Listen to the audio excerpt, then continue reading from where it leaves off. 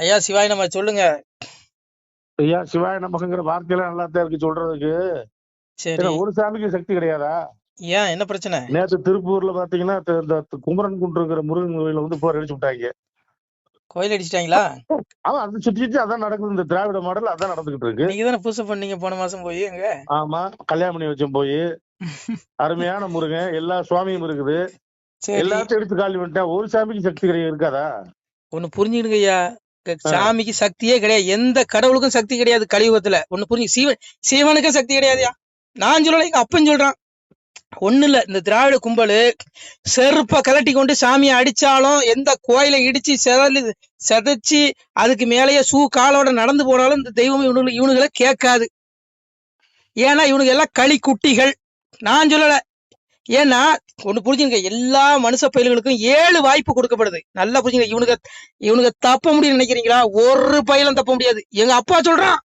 அதாவது கலியுகத்துல ஒண்ணு புரிஞ்சுங்க, துரியோதனன் 6 பிறவில அசுரனா வந்தான். இரணியனா வந்தான், ராவணனா வந்தான். அவனுக்கு 7 பிறப்பு, 6 பிறப்பு.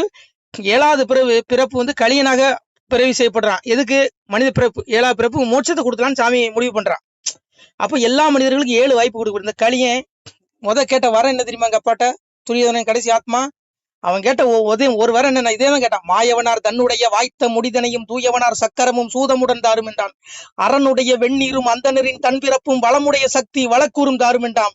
சிவமூலம், சக்தி மூலம், கணபதி மூலம், சுப்பிரமணியர் மூலம், காமாட்சி தன் மூலம், யமனுடைய மூலத்தை கேட்கிறாயா. யமனுடைய காலன் தன் மூலம், 1008 அண்டம் நிறை மூலம், வாய்த கண்ணே வரமாக தாரும் என்றான். ஏ சிவனே, முதல் வரை எனக்கு இந்த பெருமாள் தான் 6 பிறவில கொண்டான். இந்த அயோக்கிய பயில நான் இந்த பிறவில இவனை போட்டு மிதிக்கணும். அதனால இவனை காலி பண்ணணும். அதனால நீ என்ன பண்ற? முதல்ல அவனுடைய சுதர்சன சக்கரத்தையும் அவனுடைய திருமுடியையும் நீ எனக்கு வரமா தரணும். அப்பதான் இந்த பூலகம் புள்ள என்னுடைய பிள்ளைகள், என்னுடைய வம்சாவளிகள் ஆட்சி ஆள்வான் இந்த கலியுகம் முடிகிற வரைக்கும். நீ வரத்தை கொடுன்னு கேட்டான். எங்க அப்பா எப்படி தெரியுமா? எங்க அப்பனே மாரி ஒரு அறிவாளி உலகத்துல எவனும் கிடையாது. வரத்தை கொடுத்துட்டு ஓடுவான். அன்னைக்கு வல்லரக்கனுக்கு வரத்தை கொடுத்து ஓடுனானா இல்லையா? இவனுக்கு வேலையா இப்ப கலியனுக்கு வரத்தை கொடுத்துட்டு ஓடி ஒளிஞ்சிட்டான்.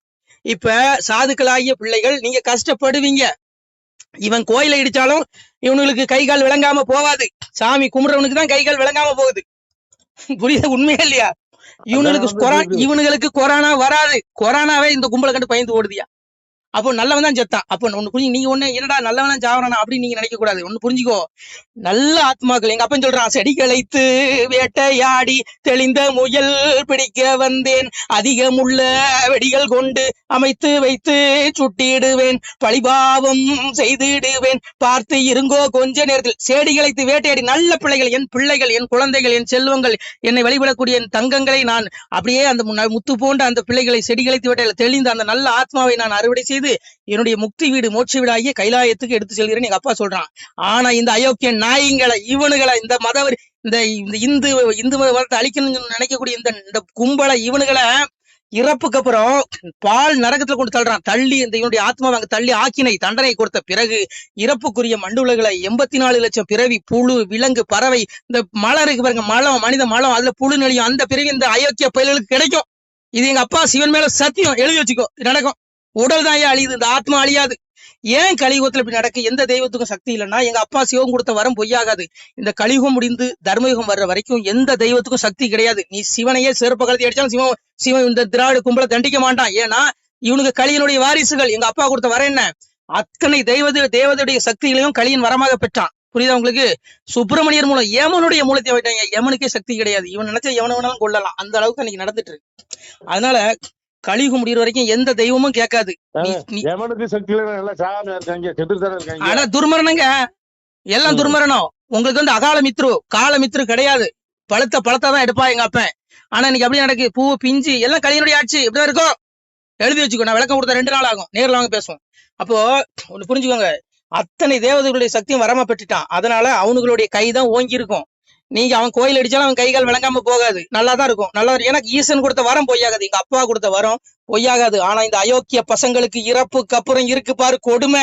சொல்றான், வையகத்தில் கொலைகளவு மாது சூது பிறன்மோகம் செய்யாத தீவினைகள். என்ன சொல்றான்? செய்யாத தீவினைகள். கோயில் அடிக்கிறான் இந்த கும்பலை சொல்றான், செய்யாத தீவினைகள் செய்த பேர்கள் உண்டு மானால் அகில கிடங்கில் வாழுகின்ற ஆளி புழுக்கு இறையாவீர். முன்கணக்கு பின்கணக்கு முதல் கணக்கு நான் கொடுத்து கணக்கை எறிந்து விட்டேன், கனகையிடம் தூரத்தி விட்டேன். வாழும் பள்ளி மேல வாசல் ஒன்றை அடைத்து விட்டேன், பட்டம் தனையறுத்து அவர்களை பாரச்சீரை வைத்திடுவேன். எங்க அப்பா சொல்ற மாதிரி அந்த நாய்களை, இந்த கும்பல்களை, இந்த அயோக்கிய பசங்களை, என்னுடைய ஆத்மாவை நரகத்துல கொண்டு முன்கணக்கு பின்கணக்கு எந்த கணக்கும் கிடையாது. நரகத்துல புழு கொஞ்சிற ஒரு கடல் இருக்குதான், அந்த கடல்ல கொண்டு இந்த நாய்களை வீசி அவங்களை கொடுமைப்படுத்துவாங்க, ரணப்படுத்துவாங்க. இவனுக்கு எவனும் தப்ப முடியாது. இவனுக்கு கேவலம் இந்த அற்ப ஆட்சி பதவிக்காக, ஓட்டுக்காக, சிலரை திருப்திப்படுத்துவதற்காக இவனுக்கு செய்யற இந்த வேடிக்கை, இந்த கும்பல் என்ன செய்யறதுன்னு அறியாம செஞ்சுட்டு இருக்கான். ஐயோ நாசமா போக போறானுங்க. நான் சொல்லல, அப்பா சொல்ற சிவனுடைய வார்த்தையா இது? நீ என்ன ஒரு கோயில் அடிச்சுட்டா தெய்வத்தை அழிச்சிட முடியுமாயோ? உலகமே பிரபஞ்சமே எங்க அப்பாயா. யதா தித்யகதம் தேஜோ ஜெகத் பாசி தேசிகளும் சந்திரமசி எச்சாக்களோ தத்தேஜோதி மாமங்கலம். சூரியனிலிருந்து வரும் எந்த ஒளி உலகம் அனைத்தையும் பிரகாசிக்க செய்கிறதோ, மேலும் சந்திரனிடத்திலும் நெருப்பினிடத்திலும் எந்த ஒளி உள்ளதோ அது என்னுடைய ஒளியே என்று தெரிந்து கொள். நீ அக்னி, நீ நெருப்பை பத்தாச்சும் ஒரு ஒளி வரும், அது எங்க அப்பா. சூரியனிடத்தில் இருந்த உலகத்துக்கு பிரகாசம் இருக்கக்கூடிய இந்த ஒளி எங்க அப்பா. சந்திரனிடத்திலிருந்த ஒளி எங்க அப்பா. அவன் அப்புறம் சொல்றான், என்னுடைய மேலான ஸ்தானம் பரமபதம், அந்த மோட்ச வீடாகிய அந்த சிவ கைலாய வீட்டுக்கு அங்கே சூரியன் ஒளி தருவதில்லை, அக்னி தேவனும் ஒளி தருவதில்லை, சந்திரன் ஒளி தருவதில்லை. அங்கு நானே ஒளியாக இருக்கிறேங்க. அங்க எங்க அப்பா சிவபரமாத்மா ஒளியா இருக்க. அங்க உங்களை போல நல்ல பிள்ளைகள், எங்க அப்பா சிவனை தேடக்கூடிய நல்ல பிள்ளைகள், நல்ல ஆத்மாக்கள் இறப்புக்கு அப்புறம் முக்தி வீட்டுக்கு, மோட்ச வீட்டுக்கு, விடுதலைக்கு போயிடும். ஆனா இந்த அயோக்கிய கும்பல்கள் பிறப்புக்குள்ளாகி 84 லட்சம் பிறகு நரகத்தில் தண்டனை அனுபவித்த பிறகு 84 லட்சம் பிறவி அடைவான். நான் சொல்லி எங்க அப்பா சொல்றான், பக்தி சோதித்தே பல நாளும் காத்திருந்த வித்திகன் இணை வந்து வேண்டார் மேல் வீடு இழந்து முக்தி வீடு இழந்துருவான். செத்திறந்து தீ நரகச்சீல் குட்டியிலே அடைக்க கொத்தி அருந்த புழுக்கள் வந்து கொஞ்சுதோங்கிறான். எப்படி முடியுமா? எவனும் தப்ப முடியாது. நீங்க சிஎம் சொல்லலாம், நீங்க பிஎம் சொல்லலாம், நான் கலெக்டர்னு சொல்லலாம், நான் எஸ்பின்னு சொல்லலாம், நான் டிஜிபின்னு சொல்லலாம். ஆனா எங்க அப்பா கிட்ட போய், எங்க அப்பா நாள் முடியும் போது காலத்தை கணக்கிடுவதில் நான் காலன், தண்டித்து அடக்குவதில் எமனுங்க. எங்க அப்பா வருவான், ஒரு ஆள் கூட்டு போவோம், எல்லாருடைய ஆத்மாவும் கூட்டு போவான். அன்னைக்கு நீ சொல்ல முடியுமா, நான் எனக்கு Z+ பாதுகாப்பு இருக்கு, எனக்கு Y+ பாதுகாப்பு இருக்கு, நீ சொல்ல முடியுமா? நீ செஞ்ச பாவ கணக்கு, பாவ மூட்டைகள் எல்லாம் எங்க அப்பா கிட்ட இருக்கு. அதான் எங்க அப்பா சொன்னா, காயக்காரன் மாய சித்தம் நான் உங்கள் கண்காணா பெரியோளியன், அவரவர் செய்யும் குற்றம் உங்கள் ஆண்டி நான் அறிவேனடா. எப்படி எங்க அப்பா கண்ணுக்கு தெரியாத மறைபொருள். ஆனா நான் பெரிய யோக்கியம் நான் சொல்ல முடியாது. நான் செய்யற பாவ கணக்கு எங்க அப்பாட்ட இருக்கு, கேட்கிற நீங்க செய்யற பாவ கணக்கு எங்க அப்பா கிட்ட இருக்கு. இந்த உலகத்துல எவ்வளவு பெரிய அதிகாரம் உச்ச வரம்புல இருக்கிறவன் எவன் செஞ்சாலும் அவனுடைய பாவ முட்டைகளுக்கு அவன் கணக்கு கொடுத்தாகணும். கடைசியில ஒரே ஒரு வாகனம் தான் வரும் உனக்கு. வர்ற இங்க கான்வாய், எந்த கான்வாயும் வராது, ஒரே ஒரு கான்வாய். எரும மாடு வரும், 3 பேர் வருவான், காலையும் தூதன் எமை. அப்படியே பண்ணிய வாயை கட்டுற மாதிரி கட்டி கொண்டு போவான். நீ தப்பிக்கணும்னு நீங்க நினைச்சீங்கன்னா திருந்துங்க, மனம் திருந்துங்க, அப்பாவை தேடுங்க, மோட்சத்துக்கு வழியை தேடுங்க. இதுல என்னையும் நானே எல்லை மீறி இழந்தால் என்னை விட மாட்டான். கொஞ்சம் கிளியே கொன்னெழுப்பேன்னு ஒண்ணு வைங்க.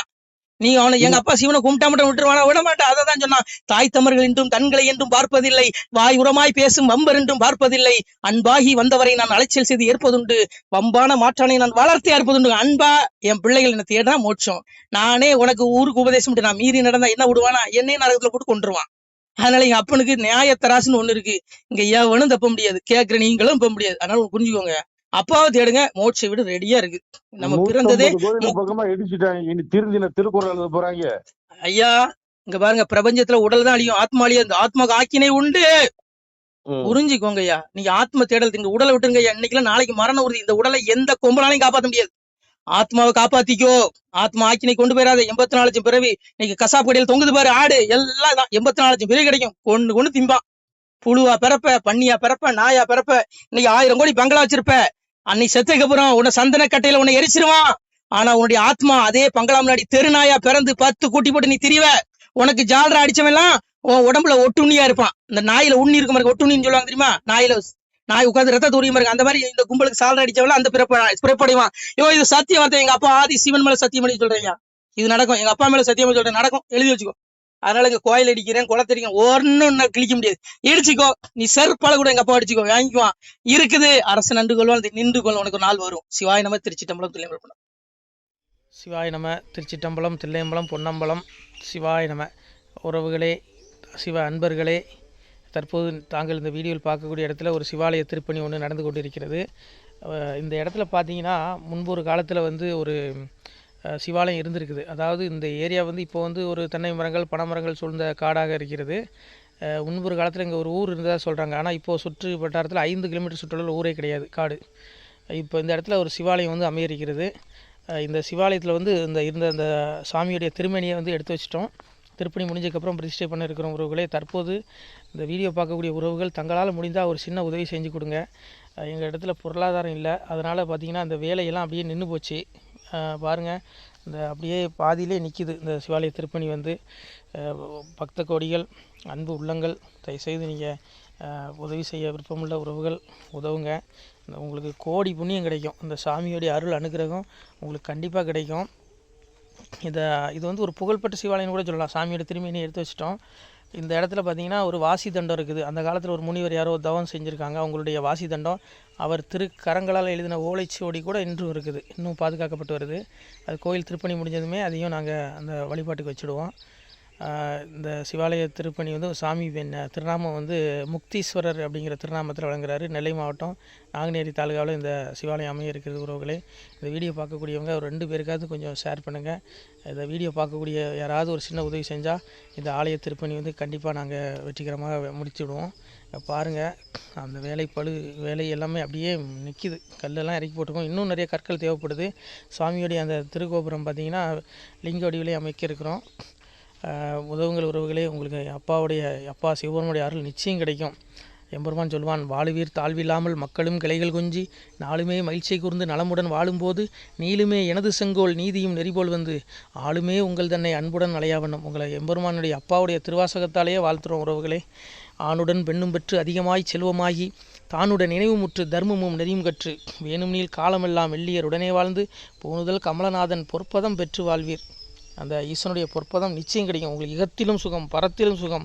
உங்களுடைய கர்ம வினைகள் மன்னிக்கப்பட்டு உங்களுக்கு நிச்சயம் மோட்ச வீடு கிடைக்கும். இகத்தில் பூரண ஆயுளுடன் நோய் நொடி இல்லாமல் வாழ்ந்து நீங்கள் பரவாழ்வும் பெறுவீர்கள் உறவுகளே. மக்களே, நீங்கள் எல்லாம் வாழ்பொன்னம் பதிர் சென்று முக்கியமான யுகநில மதிலே தன்னால் கக்கிய பொன்கள் ஸ்வர்ணம் கைமணம் குளிர அன்னம் பொக்கிஷம் நிறைய வைத்து புகழ உண்டு இனிதாய் வாழ்வீர். இந்த இகவாழ்வும் பரவாழ்வும் உங்களுக்கு சுகப்பட அப்பன் ஈசனர்களால் வாழ்த்துகிறோம். இந்த திருப்பணிக்கு உதவி செய்ய ஒரு ஜிபே எண் சொல்கிறோம். இந்த எண்ணில் நீங்கள் உதவலாம். நீங்கள் இந்த எண்ணிலே நீங்கள் தொடர்பு கொள்ளலாம். ஜிபே, ஃபோன்பே, வாட்ஸ்அப் எல்லாம் இந்த நம்பர் தான். 93 85 44 31 06 93 85 44 31 06. இந்த எண்ணில் நீங்கள் உதவலாம், தொடர்பும் கொள்ளலாம். வாட்ஸ்அப்பு இந்த எண்ணு தான், ஜிபே இந்த எண்ணு தான் உறவுகளே. முடிந்தளவுக்கு 2 பேருக்காக ஷேர் பண்ணுங்கள். இந்த வீடியோ பார்க்கக்கூடிய யாராவது ஒருத்தர் சின்ன உதவி, நீங்கள் வந்து பெரிய அளவில் செய்யணும் கூட, நீங்கள் ₹1 நீங்கள் தந்தாலும் மனசார வேண்டி ஏற்றுக்கிறோம் உறவுகளே. உதவுங்கள். முடிஞ்ச அளவுக்கு ஷேர் பண்ணுங்கள். நன்றி. சிவாய நம. திருச்சிற்றம்பலம், தில்லையம்பலம், பொன்னம்பலம். உறவுகளே, நம்ம இந்த இடத்துல வாழ்ந்து மறைந்த ஒரு சித்த மகாபுருஷர் பயன்படுத்திய பல 100 ஆண்டுகளுக்கு முன்பு உள்ள வாசி தண்டம் ஒரு சித்த மகாபுருஷர் பயன்படுத்தியது. அவர் திருக்கரங்களால் எழுதிய அந்த ஓலைச்சுவடி கூட பாருங்கள், இன்னும் பாதுகாக்கப்பட்டு வருது. இந்த சிவாலயம், நம்முடைய இந்த சிவாலய திருப்பணி முடிந்ததுமே எம்பெருமான் அவர் எழுதிய அந்த சிவனை பற்றி புகழ்ந்து எழுதிய அந்த பாடல் வரிகள் இதில் இருக்குது. இந்த வாசி தண்டம் அவர் பிரதிஷ்டை செய்த அந்த லிங்க திருமேனியையும் இந்த இடத்துல நாம் இந்த ஆலயம் கட்டி நாம் பிரதிஷ்டை செய்திருக்கிறோம். அனைவரும் இந்த ஆலய பிரதிஷ்டைக்கு கண்டிப்பாக வரணும். முடிஞ்ச அளவுக்கு இந்த வீடியோ பார்க்குறவங்க உதவி பண்ணுங்கள் உறவுகளே. பொருளாதாரம் இல்லாமல் திருப்பணி நின்று போச்சு. முடிஞ்ச அளவுக்கு ஷேர் பண்ணுங்கள், உதவுங்க. நன்றி. நம சிவாய. திருச்சிற்றம்பலம், தில்லையம்பலம், பொன்னம்பலம். இந்த புண்ணியபலம் தங்களுக்கு கோடான கோடியாக வரும் உறவுகளே. நம சிவாய.